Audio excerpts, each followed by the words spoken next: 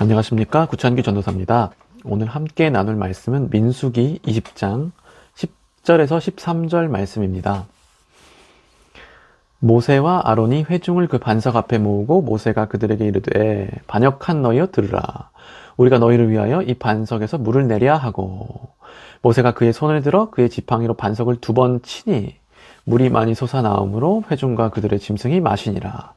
여호와께서 모세와 아론에게 이르시되 너희가 나를 믿지 아니하고 이스라엘 자손의 목전에서 내 거룩함을 나타내지 아니한 거로 너희는 이 회중을 내가 그들에게 준 땅으로 인도하여 드리지 못하리라 하시니라. 이스라엘 자손이 여호와와 다투었으므로 이를 무리바 무리라 하니라. 여호와께서 그들 중에서 그 거룩함을 나타내셨더라. 아멘.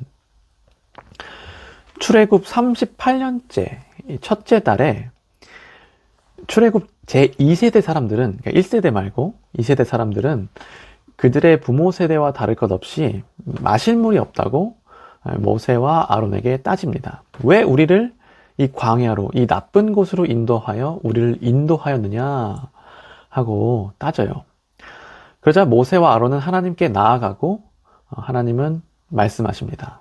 지팡이를 가지고 내 형 아론과 함께 회중을 모으고 그들의 목전에서 너희는 반석에게 명령하여 물을 내라 하라.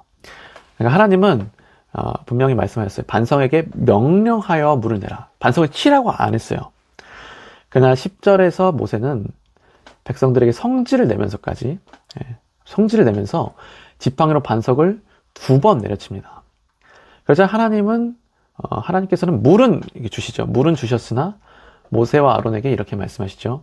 12절에 너희가 나를 믿지 않았고 너희는 그들에게 내 거룩함을 나타내지 않았다. 정확하게는 너희는 나를 거룩한 분으로 존경하도록 인도하지 않았다 라고 말씀하시면서 그들을 처벌하세요. 벌하시죠.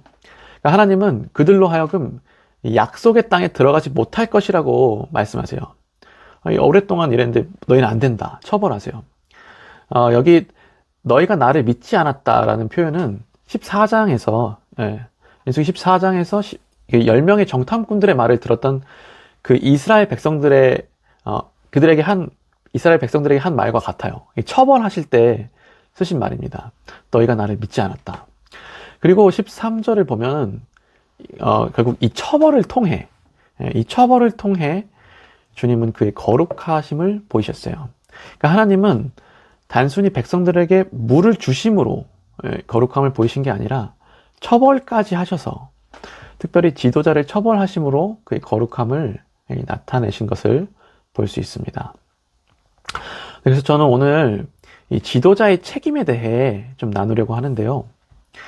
이 모세와 아론, 즉 지도자의 불신앙은 우리가 생각하는 것보다 훨씬 크고 심각한 문제입니다. 사실 민수기 앞부분 지금 좀 맥을 좀 보면은 하나님은 모세와 아론의 특별한 지위와 권위를 강조하셨는데요. 예를 들어서 미리암이나 고라 자손 등을 통해서 이 지도자의 지위와 권위를 강조하셨는데, 이들에게 맡겨진 권위가 크고 특별했던 만큼 이들의 책임과 의무도 굉장히 무겁다는 게 오늘 말씀에 잘 나와 있다는 겁니다. 굉장히 커요. 이들의 좀 잘못한 게. 그래서 우리 지도자들의 책임과 의무가 뭐냐고 물으신다면, 역시 우리는 하나님을 믿고 그에게 순종해야 하고요. 특별히 이를 통해 그의 거룩하심을 드러내야 합니다. 그러니까 내가 화난다고 내 성질 드러내는 게 아니라 그의 성품을 드러내요.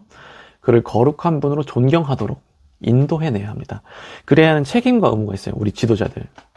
그리고 오늘날 이 지도자란 반드시 저희만, 주의 종들만을 가리키지 않습니다. 오늘날 이 지도자는 분명 교회의 직분자와 부모님들, 성도님들이죠. 부모님들 혹은 가정의 머리인 남편들이 됩니다. 제가 수차례 말씀드린 것이 뭐냐 하면은, 이 하나님 나라에서는 먼저 된 자가 있고, 그러니까 남편의 책임과 의무가 훨씬 크다는 거예요. 지도자들이.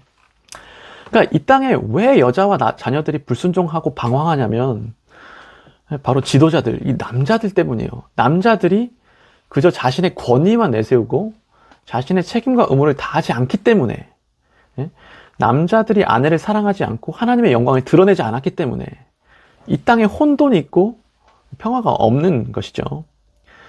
예, 그리고 또 여자란 어떤 존재인지 좀 잠깐 얘기할게요. 가슴으로 좀 들어주셔야 돼요. 여자란 어떤 존재입니까? 여자는 우매한 존재입니다. 여자는 뭘 몰라요. 근데 문제가 뭐냐 하면 여자들은 자신들이 똑똑한 줄 안다는 겁니다. 실제로는 우기는 것밖에 할 줄 모르면서 자기들이 똑똑한 줄 아는 게 여자입니다. 마치 저처럼, 오늘 말씀의 백성처럼. 그러나 남자는 이거 알아야 돼요. 남자는 이런 여자들의 깐깐함을 다 뚫어내야 돼요. 남자는 핑계대지 말고 사랑해내야 됩니다. 내야 합니다.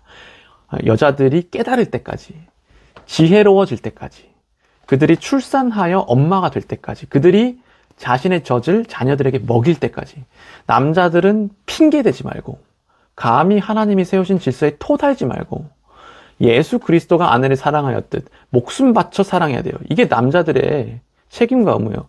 이게 하나님 나라 안에 있는 이 남자 지도자들의 책임과 의무입니다.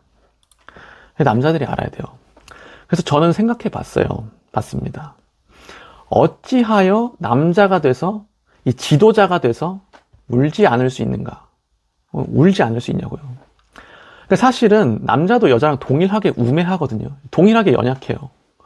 근데 하나님이 머리로 세우셨다고요. 그럼 우리가 어쩔 겁니까? 주님이 세우셨다니까. 우는 수밖에 없다는 거예요.